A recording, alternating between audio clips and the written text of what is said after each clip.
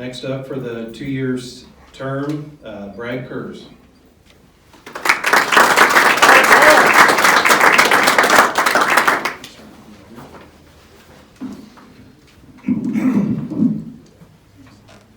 Thanks for inviting us. I appreciate the invitation to this forum. I am Brad Kurz, and I know many of you have been part of this community for the better part of 20 years. My wife, Sarah, does teach in the district, and her brother is the high school principal. That's been well documented on social media lately.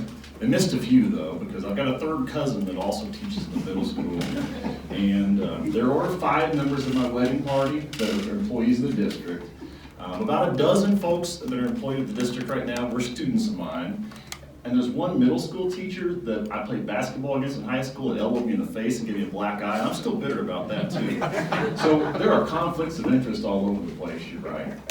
In fact, every single one of us that serves on the board, as a candidate for the board, has conflicts of interest. And I'm joking in jest, obviously, there, but in all seriousness, the important thing for conflicts of interest are every one of us have them. We need to make sure we're transparent and disclose them. And then we ask our fellow board members and our community to hold us accountable to make sure that we're able to separate the interests we have and the district's interests at large.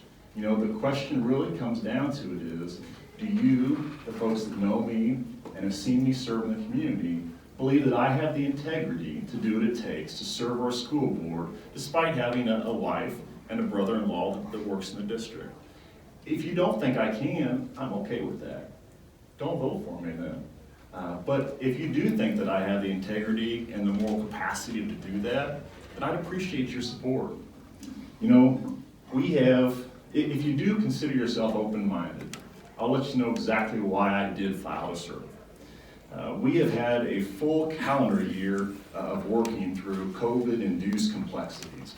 And when the seat opened up last year, I realized that there was going to be need to quickly analyze the situation we had, and there would be a real advantage to having someone who had experience in education, but also experience in the private sector that could balance both of those perspectives. It wouldn't take a tremendous learning curve to get caught up on the educationalese, that could jump in and be a good teammate with the rest of the board right away. That's why I felt like I was the right person for the right time. I'm only planning on finishing this term, finishing what I committed to do then. I'm not planning on running again. But because of the nature of our situation and the opportunity that we have to transition from this COVID-like education to that future that we all aspire to be, I think I'm the right fit there. Susan Beaumont wrote a book about leading in liminal times, and I'll read one quote that she made. It says, "During liminal times, people often attach themselves to tricksters, charismatic figures who make empty promises, thrive on chaos, and are incapable of leading well in institutional settings. We need leaders who can lead well, in my opinion. We need leaders who are willing to engage in honest reflection, be good stewards, and ask good questions to figure out where we are now and where we want to be. We need leaders who are curious problem solvers, who are good teammates, and aren't craving attention and credit. I can do that.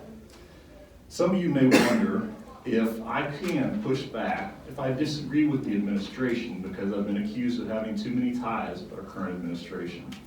I want to give you an example of a time I've done that in the past.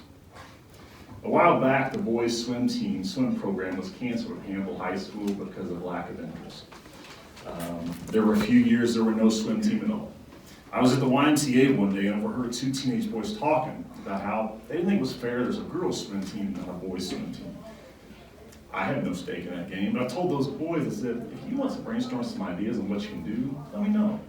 Give me a call sometime. And they did. And so after several sessions of us meeting, talking through the problem, I called the school administration, I called the superintendent, I called the athletic director, and just said, hey, I want you to know there's a couple boys that are preparing some ideas and thoughts. They'd appreciate you sitting down and listening to them.